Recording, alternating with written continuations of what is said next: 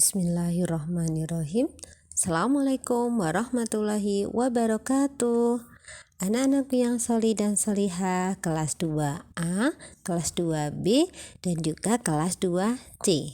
Senang sekali Bu In bisa kembali menyapa anak-anak dalam BPI.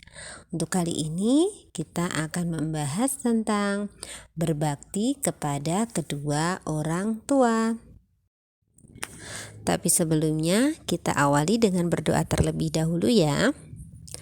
A'udzu billahi minasyaitonir rajim. Bismillahirrahmanirrahim. Rabbi zidni ilma warzuqni fahma. Anak-anakku yang salih dan salihah, adakah yang tahu mengapa kita harus berbakti kepada kedua orang tua kita? Ya, berbakti kepada kedua orang tua kita adalah salah satu perintah Allah yang harus kita laksanakan ya. Mengapa seperti itu? Karena jasa-jasa orang tua kita itu sangat banyak dan tidak bisa dihitung.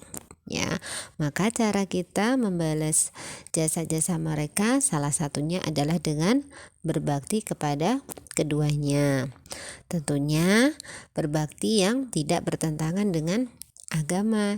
Jadi apapun yang orang tua kita perintahkan, selama itu baik, maka kita harus melaksanakan. Nah, sekarang bagaimana dan apa saja bentuk hormat dan patuh kita kepada orang tua? Nah, ketika orang tua kita masih hidup, maka yang harus kita lakukan yaitu pertama, kita harus berkata yang sopan dan lemah lembut. Tidak boleh kita dengan orang tua kita berkata kasar, apalagi membentaknya ya.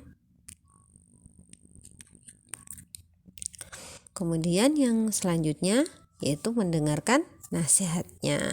Jadi ketika orang tua kita sedang memberikan kita nasihat ataupun petuah, nasihat yang baik ya, tentunya kita harus mendengarkan dengan baik, tidak boleh sambil mainan ya. Kemudian yang ketiga yaitu menjaga kehormatannya. Maksudnya gimana? Ya, menjaga kehormatannya maksudnya kita harus bisa menjaga sikap kita ketika kita keluar dari rumah. Jadi jangan sampai itu anak siapa sih misalnya, kok tidak sopan. Nah, jadi kita tidak boleh seperti itu. Jadi ketika kita keluar rumah, kita harus menjaga sikap kita dan perilaku kita.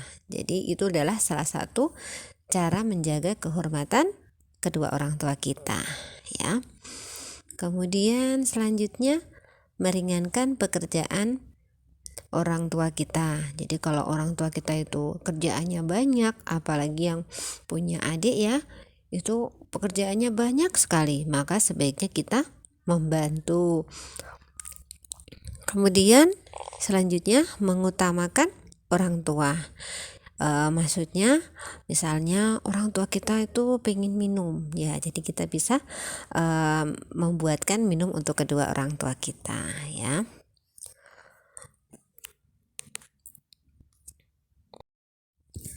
Selanjutnya ketika orang tua kita sudah meninggal, kewajiban kita yang pertama yaitu mendoakan, kemudian melaksanakan wasiatnya atau melaksanakan yang menjadi amanah orang tua kita sebelum meninggal atau pesan ya.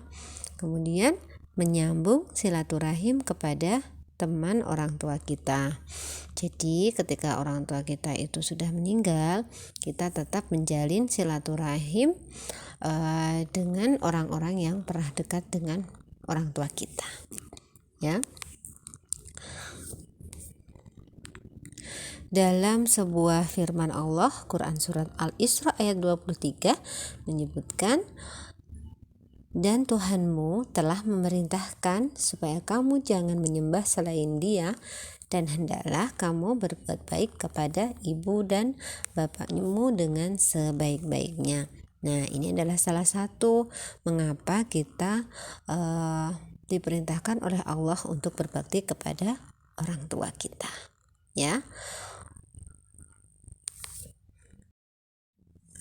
Untuk yang terakhir, Bu In akan memberikan satu kisah tentang Uwais Al-Qarni. Uwais Al-Qarni adalah seorang pemuda yang solih. Dia berbakti kepada ibunya.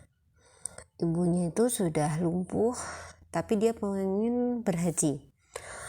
Kemudian karena Uwais itu tidak punya uang, maka dia membeli seekor anak lembu yang masih kecil. Kemudian dia membuatkan kandang untuk anak lembu tersebut di puncak. Kemudian tiap hari dia naik turun, dia gendong anak lembu itu, dan akhirnya anak lembu itu semakin besar dan Uwais Al-Qarni menggendongnya tiap hari dari bukit ke bukit, kayak gendong, ya, sampai akhirnya dia merasa cukup kuat. Kemudian dia ajak ibunya untuk pergi ke Mekah melaksanakan haji pada musim haji. Jauh ya, karena perjalanan dari zaman ke Mekah itu cukup jauh. Dia gendong ibunya, akhirnya sampailah ibunya ke Baitullah dengan digendong oleh Uwais, ya. Terharu ibunya melihat betapa dia bangga sekali dengan putranya Uwais Al-Qarni. Dia bisa mengajak ibunya untuk pergi berhaji, ya. Itulah salah satu kisah Uwais Al-Qarni, seorang pemuda yang solih yang berbakti kepada ibunya.